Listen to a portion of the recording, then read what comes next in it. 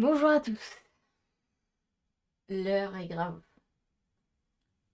J'ai finalement suffisamment de recul pour pouvoir vous présenter l'une de mes défaites les plus marquantes et les plus récentes,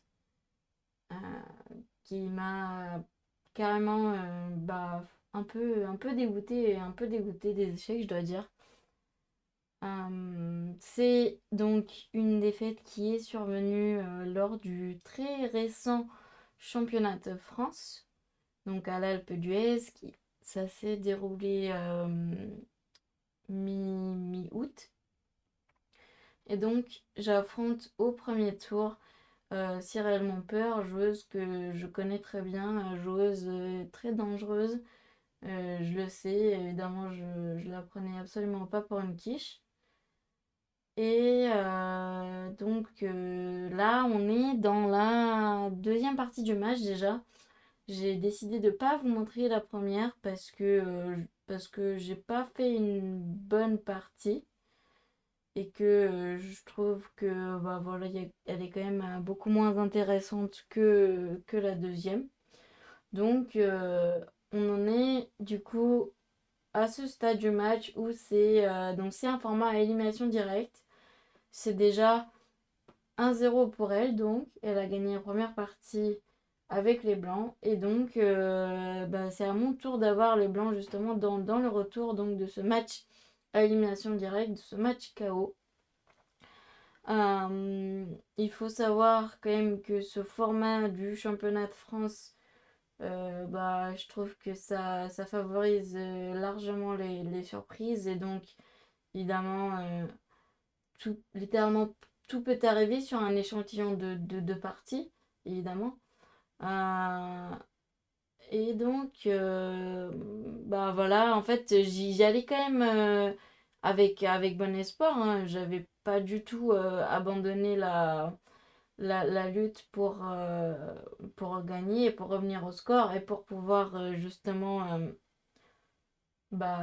aller au départage. Puisque si je revenais au score, eh bien, on allait jouer des départages donc le soir même. Et donc évidemment, j'y allais pas la boule au ventre, hein. J'y allais normal. Je pensais que c'était largement à ma portée de revenir au score. Et donc effectivement, bah du coup, on va voir ce qui s'est passé dans la partie même. Donc j'ai commencé par un C4.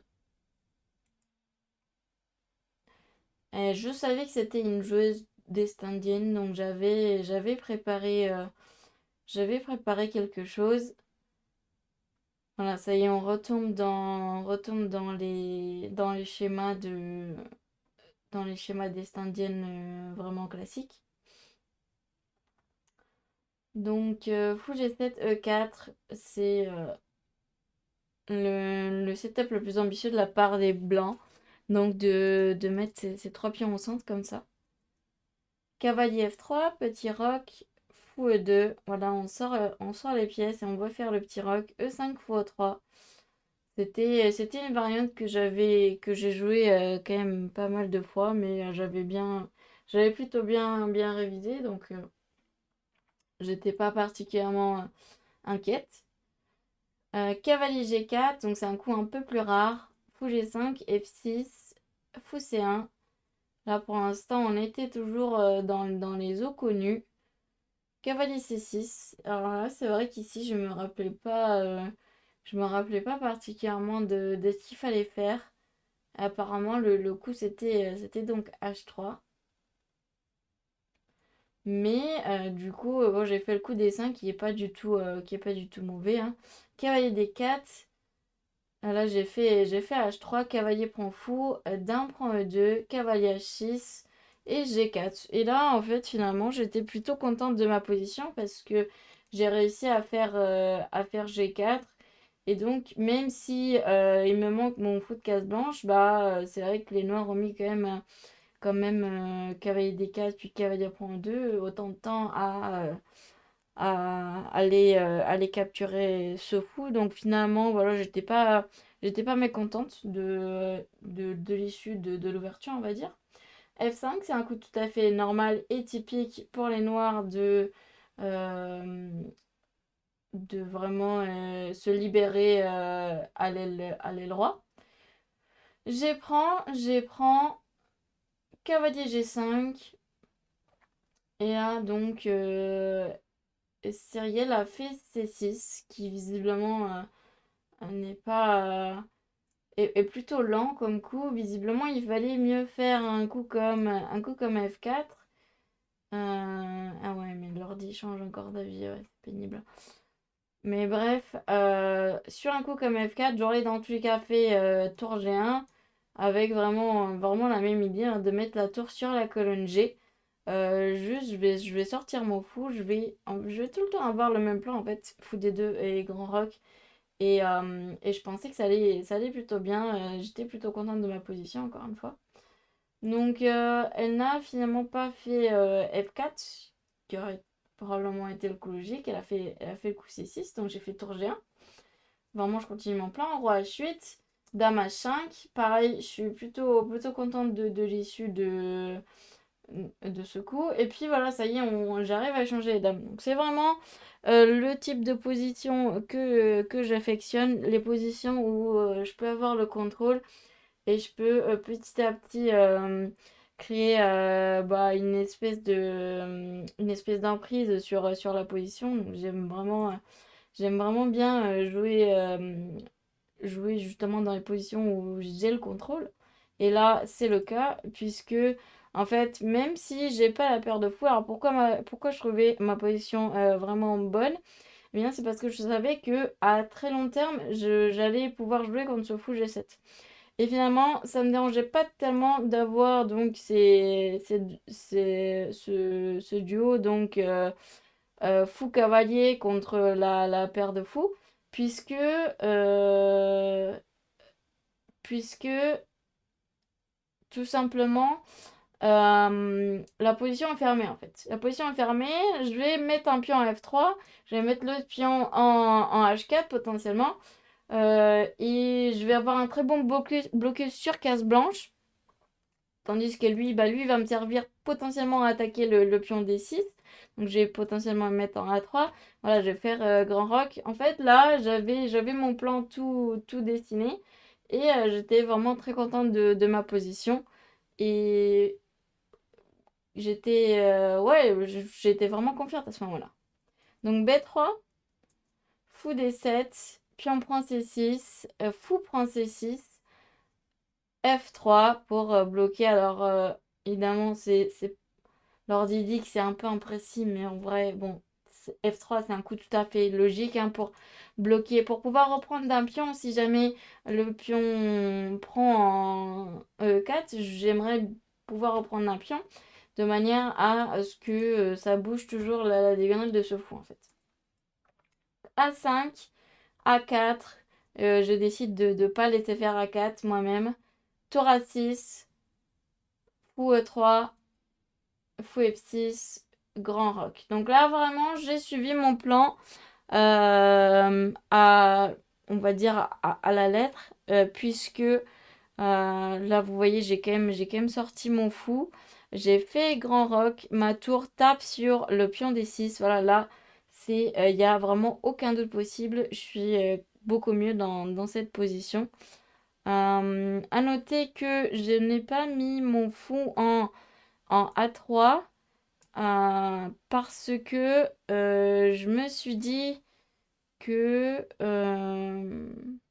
potentiellement à un moment donné il va y aller avoir tour B6 et en fait je voulais tout simplement empêcher cette tour d'arriver en B6. C'est pour ça que j'ai mis en B3 en E3 pardon ce fou. Aussi je trouvais qu'en E3 il soutenait aussi le cavalier G5. Et voilà, c'était clairement surtout pour enlever cette case B6 de la tour. Donc les noirs ont fait F4 ici. Fou F2, du coup, je suis constante dans ma façon de penser.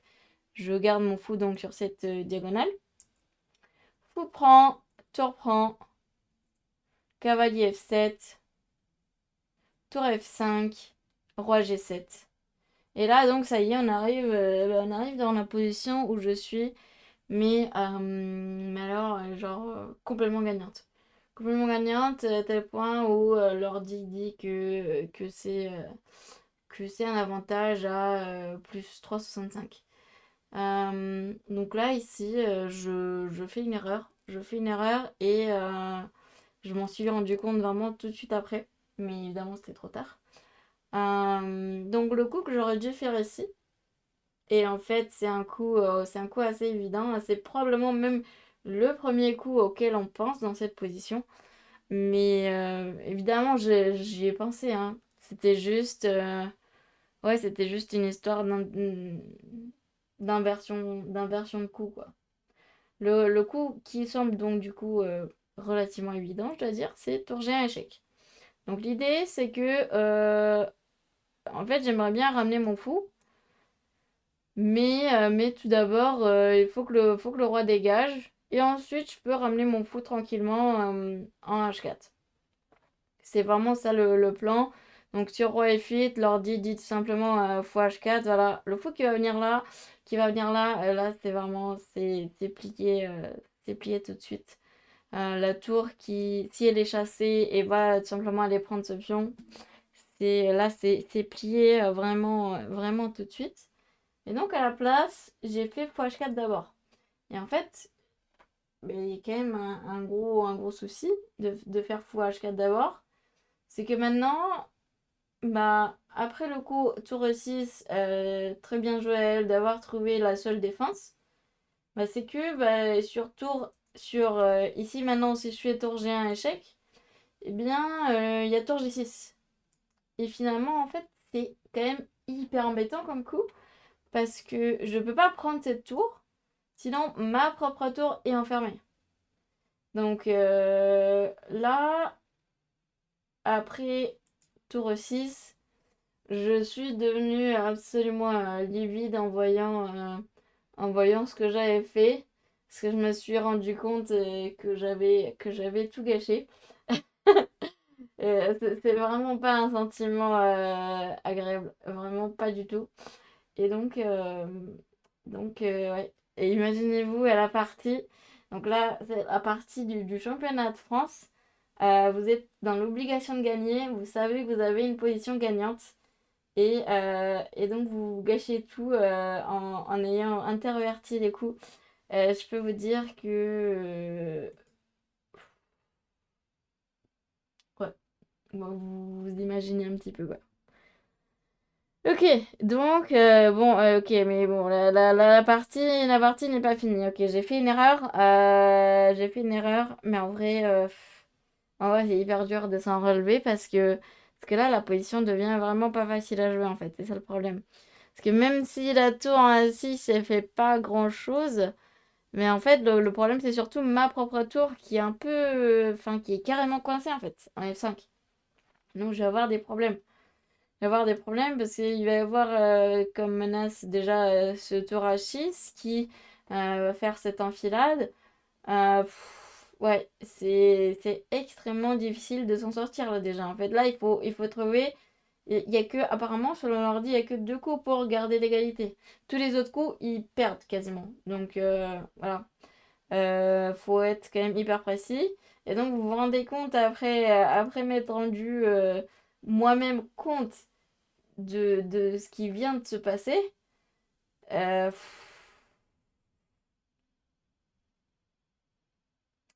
Bref. Je n'ai pas joué à l'un des deux coups qui gardait l'égalité. J'ai joué fou F2. Apparemment, il fallait faire soit cavalier D5, avec idée que sur fou prend, c'est prend, tour H6, tour G1, la tour qui du coup revient en G6, parce que sinon le roi il est potentiellement pas bien. Donc la tour qui revient en G6 pour s'interposer. Et là, donc, visiblement, il fallait faire soit fou F6 échec et tour G4, soit tour G4 directement. Et ok, même s'il y a un coup comme cavalier H6, En fait, c'est pas si grave parce que j'arrive à m'en sortir comme ceci. Et la tour qui vient en D5. En G5, pardon. Mais ouais, c'était vraiment... Et en fait, ça va encore parce que ce cavalier n'est pas en jeu et parce que cette tour n'est pas en jeu non plus. Ok, mes pièces, elles sont pas terriblement placées, mais ces pièces non plus. Donc en fait, ça va... C'est même genre tout petit avantage blanc, mais ok. Juste... voilà, c'était la façon la plus précise de continuer. Mais là, donc après tour 6, j'ai réfléchi combien de temps? Ah, j'ai réfléchi 16 minutes. J'ai réfléchi 16 minutes, je trouvais pas. Je trouvais pas, j'ai pas trouvé cavalier D5. Enfin, j'ai pensé évidemment à cavalier D5. Mais ouais, j'ai pas vu toute cette séquence avec tour G4, etc. Ok, donc du coup, j'ai joué fou F2. J'ai joué fou F2 qui est donc imprécis. Elle a encore joué un bon coup, tour H6. Cavalier D5 maintenant, mais un coup trop tard, du coup. Coup D7. Et oui, c'était ça le problème aussi, c'est que la tour qui vient en H6, il y a aussi la menace fou D7 à un moment donné. Et encore une fois, la tour n'a plus de case. Donc, ouais. Et donc, par contre, si j'avais fait, du coup, ici, donc, cavalier D5, bah là, si on fait tour H6 directement, par contre, là, il y a fou F6, et en fait, l'astuce, c'est que le fou est défendu par le cavalier, donc je peux aller en F6. Et ça me libère en fait une case.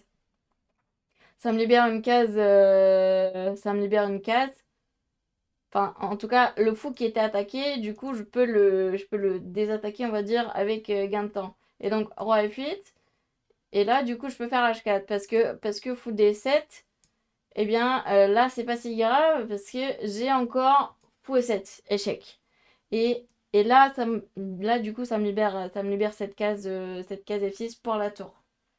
Voilà, c'est un petit peu, ça tient un poil, mais là, pour le coup, ça tient vraiment bien. Donc voilà, c'est clairement, c'est ça que j'ai raté. Donc sur KD5, c'était obligé de prendre un D5. J'aurais dû prendre avec le pion C. Ça, pareil, c'est hyper dur. Parce que, en fait, KD5, pourquoi c'est un coup hyper dur à jouer? C'est parce que ben en fait, j'ai quand même, je tape sur le pion D6, j'ai cette colonne ouverte sur ce pion faible, ce pion arriéré. Donc, j'ai pas envie de boucher cette case en fait. Mais il le fallait. Il le fallait et j'ai pas su être objective non plus après m'être rendu compte que j'avais tout gâché en un coup. Donc du coup, voilà, on en est là. J'ai fait donc sur Food Estate, j'ai fait tour G1, tour G6, tour F1. Mais là, déjà, bah, j'ai perdu la qualité. Mais je me suis dit que potentiellement, j'allais avoir un tout petit peu de jeu. Bon, en vrai, j'ai pas du tout de jeu. KC7, mais bon, j'attaque cette tour. Je vais reprendre l'autre tour. Je me suis dit que potentiellement il y avait encore moyen de jouer ça. Et en vrai, bon, c'était pas si mal. Ok, je me retrouve dans cette finale de tour avec un pion de moins. Évidemment, la finale de tour avec un pion de moins où je dois absolument gagner. Voilà. Je tournicote un peu. Je pense que j'arrive dans une position égale, mais évidemment, évidemment pas plus. Bah là, évidemment, juste le truc normal à faire, ça aurait été de répéter les coups, hein, bien sûr. Mais évidemment, je peux pas, puisque le format c'est un format KO. Et donc, bah, je me suis dit, ok, bah, de toute façon, foutu pour foutu. Autant envoyer, autant essayer de poser des problèmes dans cette finale de tour avec un pion de moins que je savais évidemment sans espoir, mais en fait, le format fait que tu peux littéralement pas ne pas jouer. Juste, c'est obligé. Clairement, ce format-là, il n'est pas fait du tout pour gagner des points Elo pour les meilleurs Elo, ça c'est certain. Donc, ouais. Euh, je savais évidemment que le meilleur choix c'était de répéter les coups, mais voilà, je ne pouvais pas. Donc j'ai choisi de continuer à jouer. Évidemment, bon, de toute façon, il fallait tenter, j'avais pas le choix. Donc là, pareil, je peux encore répéter les coups. Bon, j'ai essayé de prendre ce pion à 5. Ouais, et là, visiblement, roi F1, peut-être, ça aurait été quelque chose. Alors, évidemment, je joue toujours pour la nulle, hein. Parce que l'ordi, il dit que roi D3, c'est une erreur, mais en fait, juste, c'est une erreur parce que je dois jouer pour le gain, hein, mais évidemment que sinon, enfin, dans une partie réelle, on va dire sans enjeu, justement, c'est littéralement le titre de notre série. Bah, je fais un coup comme, je fais un coup comme Roi F1, hein. Évidemment que là, je suis en mode sauvetage des meubles, normalement. Mais étant donné que j'étais en obligation de gagner, bon, bref. Donc vous avez compris, voilà, je j'ai pas le choix que de me laisser prendre ce pion à F3, mais au moins, voilà, j'essaie de poser des problèmes en avançant avec mon roi. Euh, Ah, visiblement, ça, c'était une erreur. Alors, ça, si je prenais ce pion, il y avait donc F2, tour B6. Ah oui, d'accord, ok, en fait, ça fait match nul, ça. Ça fait match nul, bon, encore une fois, de toute façon, ça n'aurait absolument rien changé. Un match nul ici pour moi. Et ici, par exemple, on va là. Ah oui, d'accord, toujours ça. Et en fait, on va finir par mettre la tour là et tour prend et tour prend. Et match nul. Ok, d'accord, très bien. Ouais, bon, bref, de toute façon, ça changeait absolument rien. Mais ouais, j'ai vraiment, cette finale, j'ai vraiment essayé de. Apparemment, c'était encore nul si je prenais en E4. J'ai vraiment essayé de la jouer le plus possible, mais c'est vrai que c'était juste trop dur. Voilà, bon, là, c'était un peu ridicule. Mais là, j'ai pas bougé mon roi. Là. On a juste mis au milieu les rois. Et donc, donc voilà, hein, cette partie à enjeu pour moi, où j'étais complètement gagnante. Je trouve que j'ai vraiment hyper bien joué dans l'ouverture. À partir du moment où on a échangé les dames, vraiment, je trouve que moi j'avais un plan et je l'ai exécuté. Et effectivement, je suis arrivée dans une position gagnante. Et j'ai raté le coche tout simplement. Tour G1 ici, c'est évidemment. C'est assez évident, hein, mais je sais pas pourquoi. Je sais même pas pourquoi, parce qu'évidemment, c'est un coup auquel on pense, hein, tour G1 échec. Et c'est un coup certainement auquel j'ai pensé, mais voilà, j'ai absolument aucune idée de pourquoi j'ai pas fait, pourquoi j'ai fait x4 d'abord. Aucune idée. J'arrive pas à me l'expliquer.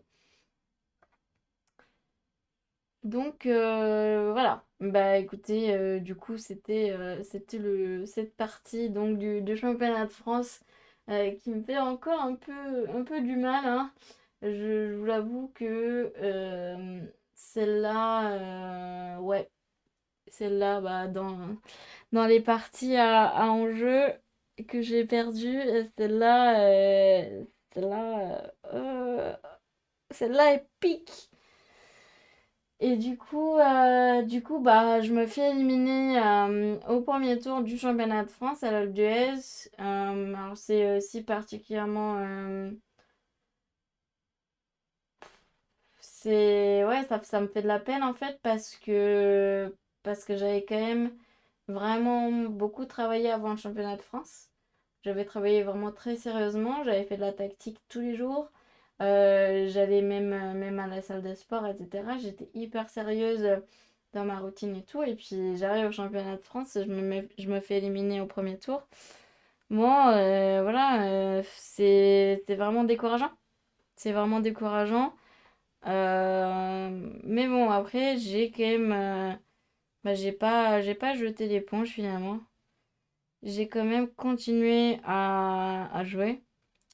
Du coup, j'ai pu m'inscrire dans l'accession, donc dans le tournoi accession qui est donc ouvert au plus de 2100 Elo, je pense. Mais du coup,